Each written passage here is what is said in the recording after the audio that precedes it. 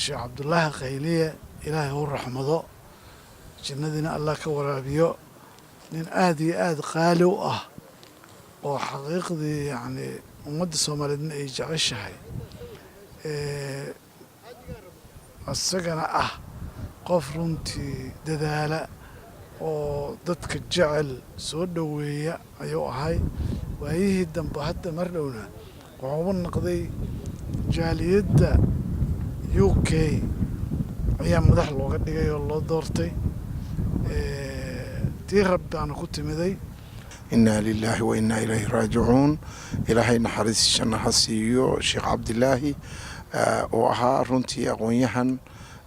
dhan kasta if iyo aakhiraba aad iyo aad ifkana dadku raalli ka yahay aakhirana aan rajaynayno inuu aad iyo aad makaan fiican ku leeyahay ilaahay naxariis janno allaha siiyo hawshii jaaliyadda isaga oo markaa gacanta inuu ku dhigo aanu rajaynayno hawl badan ka qabto ilaahay kuma simin ilaahay tiisii bay noqotay ilaahay naxariis janno allaha siiyo gacantiisana kitaabka ilaahay gacanta midig ha ugu dhigo anigoo ku hadlaya magaca jaaliyadda UK waxaan dhammaan shacbiga reer Soomaaliya ee ku nool UK aan ka tacsiideynayaa maanta geerida xaqa ah ee ku timid walaalkeen sheekh cabdilaahi qayliye waxaanan leeyahay ilaahay samiriye imaal dhammaanteed haynaga wada siiyo jaaliyaddana waxaan ku buurinayaa in ay walaalkeen ay faataxada u wada maraan walaalkeen nin wanaagsan buu ahaa wuxuu ahaa nin aad iyo aad ka garanaysaan aaskiisa waxa maanta dad jooga kumayaal qof isku soo baxeen marka walaalayaal waxaan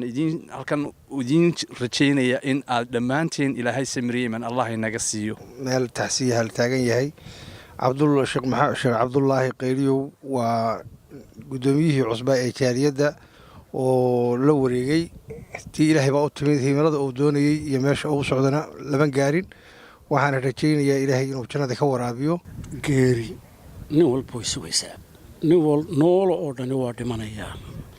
laakiin geeridan geeri igaga naxdin badan maan arag waxaana leeyahay ilaahay jannadii ha ka waraabiyo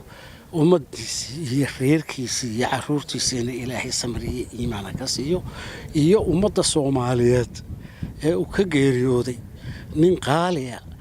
oo aad iyo aad ugu heelan inuu u shaqeeyo ummadiisa ayuu ahaa bismillaahi raxmaani raxiim inna lillahi wa inna ilaahi raajicuun waxa maanta halkan aan isugu imaanay gudoomiyihii jaaliyadda oo ku geeriyooday wadankan Ingiriiska ee London bismillaahi raxmaani raxiim assalaamu calaykum waraxmatullaahi wabarakaatu cabdulaahi maxamuud maxamed qaylisha allah naga sabar siiyo waa sidii akhyaartii iga horeysa tiri kullu nafsu daaqatul mawd waaye qof walba meedka waa dhidhiminaysaa qorshahana ilaahay tow keena in lagu sabraa loo baahan yahay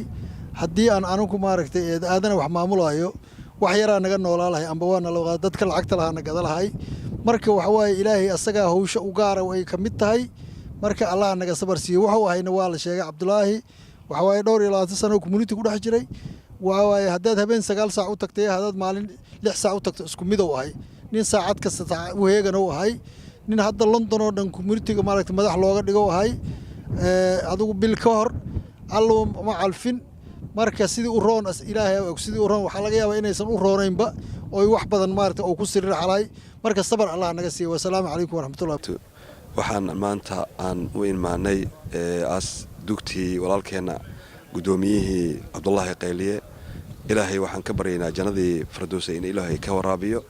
ehelkiisa iyo asxaabtii uu ka geeriyoodana annagana waa naga geeriyooday in samar iyo iimaan allah ka siiyo dhammaanteena aad iyo aadaan uga xunnahay laakiin ilaahay watay ilaahay jeclaaday waxaan ummadda Soomaaliyeed oo dhan u gudbinayaa tacsiidan sheekhana sheekh cabdulaahi oo ah gudoomiyaha jaaliyadda Soomaalida oo UK anigoo ah Cusmaan Xaaji Ibraahim Xaaji Mursal waxaan idin leeyahay inna lillahi wa inna ilayhi raaji'uun inna lillahi wa inna ilayhi raaji'uun eheladii uu ka tagay iyo dadkii uu ka tagay ilaahay samar iyo iimaan allah ka siiyo meed lama celi karo laakiin community-da aad ayay mugdi u galay marka mugdiga ilaahay ka saaro ilaahayna asaga jannada ha ka waraabiyo ilaahayna qabriga waasax uga dhigo waxa waaye waa wax aan loo wada jeedo loo wada socdo lama celi karo cabdulaahi maxamuud maxamed waa niman aad u qiinay qaraabo hoosoo qariibana aan ahayn waxaan u maraynayaa 1967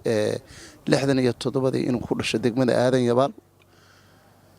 oo hadda alla ka raali noqdo iskuulkiisii hoose iyo uu ku soo qaatay iskuulkiisii sarena uu ku qaatay Lafoole jaamacaddii beeraha ee Soomaaliyana uu galay ka bacdina hadda uu ka baxay jaamacadda la yiraahdo Golden Smith University oo